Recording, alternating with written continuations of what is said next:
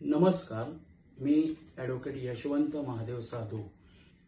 आता आपण एक करून डोमेस्टिक व्हायलन्स ॲक्टचे प्रत्येक कलमांचा परामर्श घेणार आहोत।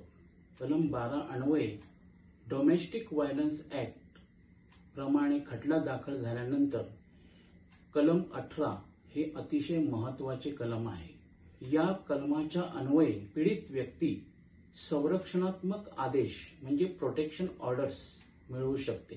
कलम 12 अन्वये डोमेस्टिक व्हायलन्स ॲक्ट नुसार खटला दाखल होतो।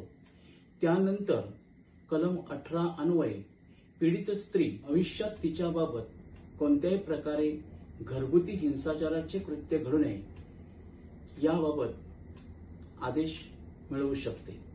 तर या संरक्षणात्मक आदेशामध्ये म्हणजे प्रोटेक्शन ऑर्डर्स मध्ये कोणकोणत्या प्रकारचे आदेश न्यायाधीश करू शकतात, तर ते आदेश पुढील प्रमाणे आहेत। एखाद्या पीडित स्त्रीला भविष्यामध्ये प्रतिवादींनी म्हणजे सामनेवाल्यांनी प्रत्यक्ष अथवा अप्रत्यक्ष भेटू नये किंवा फोनवर संपर्क साधू नये अशा प्रकारे मनाई करण्याचा आदेश न्यायाधीश पारित करू शकतात।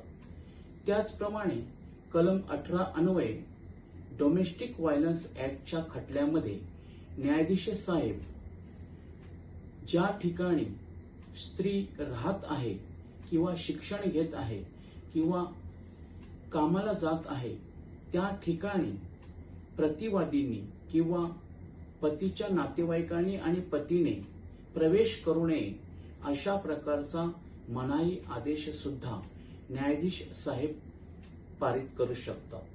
त्याचबरोबर डोमेस्टिक व्हायलन्स ॲक्टच्या कलम 18 अन्वये न्यायाधीश साहेब पीडित स्त्रीचे संरक्षण करण्यासाठी आणि हित जपण्यासाठी ज्या खात्यामध्ये पीडित स्त्रीचे आणि तिच्या पतीचे संयुक्त अशा काही रकमा आहेत असे कोणतेही खाते आणि त्या खात्यामधून त्या रकमा पतीने काढून घेऊ नये म्हणून सुद्धा आदेश पारित करू शकतात।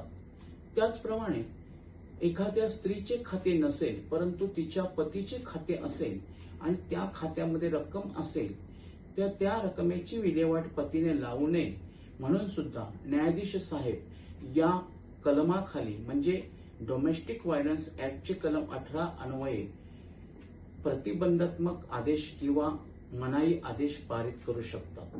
त्याचप्रमाणे पीडित स्त्री आणि त्याचे नातेवाईक किंवा पीडित स्त्री तिचे पती आणि त्याचे नातेवाईक यांच्या नावे संयुक्त कोणतीही प्रॉपर्टी असेल तर ती प्रॉपर्टी दुसऱ्याच्या नावाने तब्दील करू नये किंवा ट्रान्सफर करू नये अशा प्रकारचा मनाई आदेश सुद्धा या ठिकाणी खटल्याच्या अनुषंगाने न्यायाधीश साहेब देऊ शकतात।